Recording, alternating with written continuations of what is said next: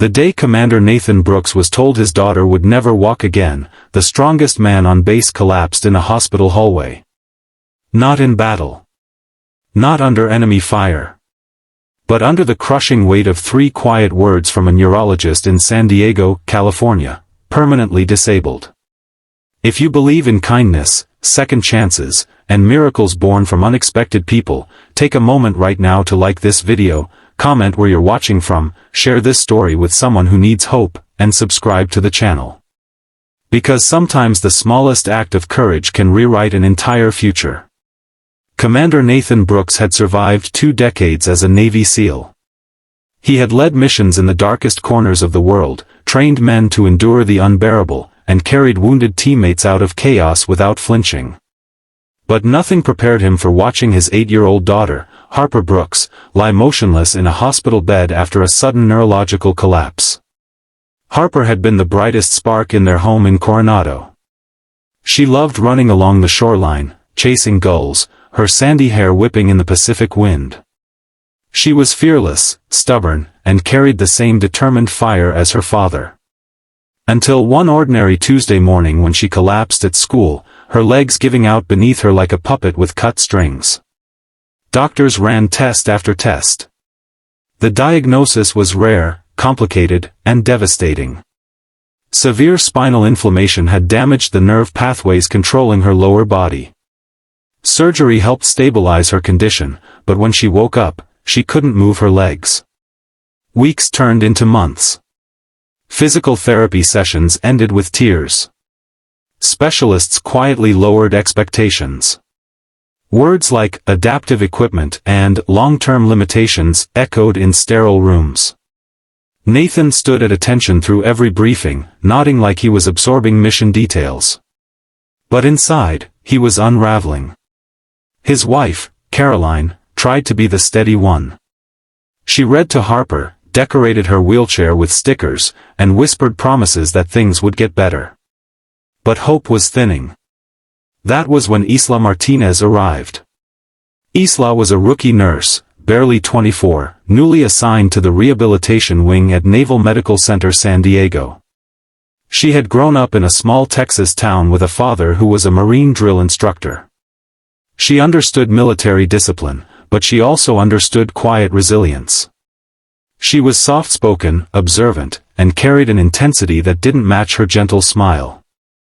The first time Isla met Harper, she didn't see a disabled child. She saw a fighter trapped in frustration. Harper refused to participate in therapy that day. She stared at the ceiling, arms folded, silent tears slipping sideways into her hair. Nathan stood by the window, rigid and helpless. Isla didn't offer sympathy. She didn't talk about limits. Instead, she pulled up a chair and spoke about something unexpected: military survival training. She described how Navy SEAL candidates are pushed to their breaking point during Hell Week. How they are deprived of sleep, forced into freezing water, and told their bodies are finished long before they truly are. She explained how instructors teach them to micro-goal, to survive the next minute, then the next, instead of thinking about the impossible distance ahead. Nathan looked at her sharply.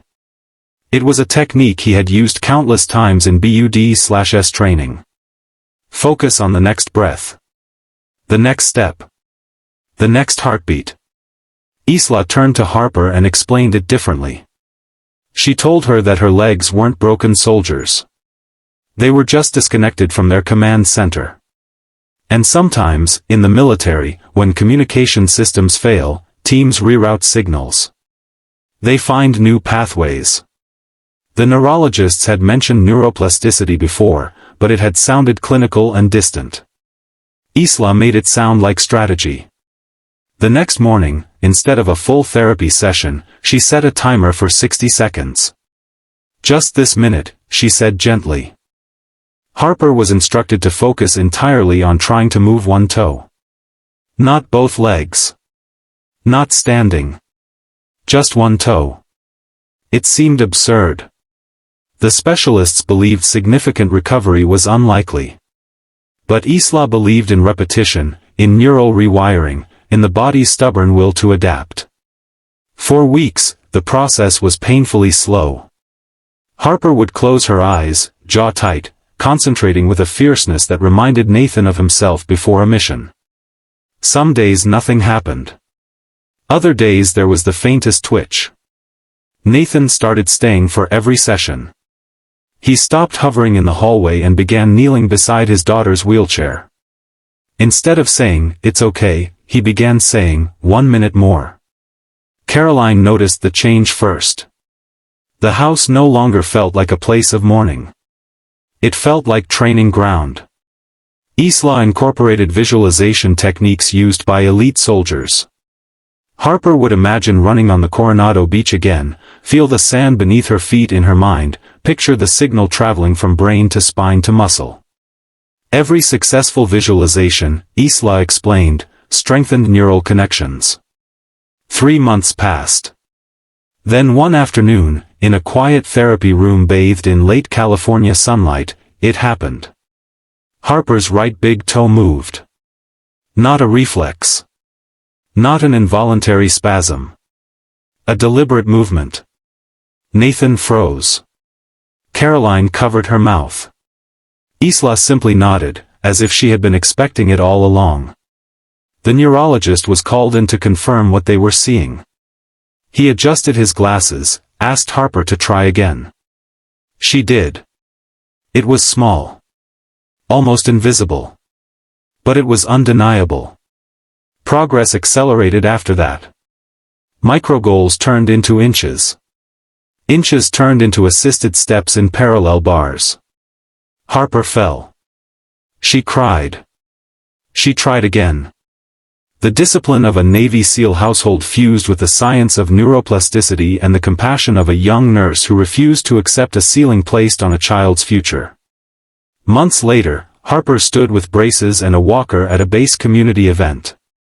The crowd had gathered for a routine ceremony honoring deployed units returning home. No one expected the emotional moment that followed. Nathan, in full uniform, knelt before his daughter as she took 3 trembling steps toward him. 3 steps. They weren't perfect. They weren't fast. But they were hers. There wasn't a dry eye in the crowd. Even seasoned operators who had faced gunfire openly wiped tears from their faces. The doctors later admitted that while recovery had been medically possible, the intensity of Harper's progress had surpassed their initial expectations.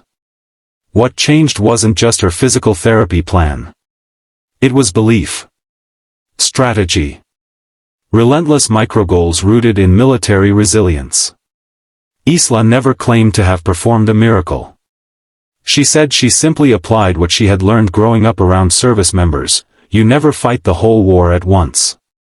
You win the next minute. Today, Harper still works through therapy. She still has challenges. But she walks with assistance. She laughs freely again. She runs in short bursts along the sand with braces beneath her jeans. And every time her legs tremble, her father kneels beside her and says the words that rebuilt their world. 1 minute more. Before this story ends, I have a special request. Please comment the word hope below if you believe determination and kindness can change someone's destiny. Because sometimes strength doesn't come from the battlefield. It comes from hospital rooms, from whispered encouragement, from a rookie nurse who refuses to see limits where others see finality. If this story touched your heart, if it reminded you that no diagnosis defines a human spirit, please like, share, and subscribe. Your support helps stories like Harper's reach people who may be fighting their own invisible battles tonight. And remember, even when the path feels impossible, sometimes all it takes is one brave minute to begin walking again.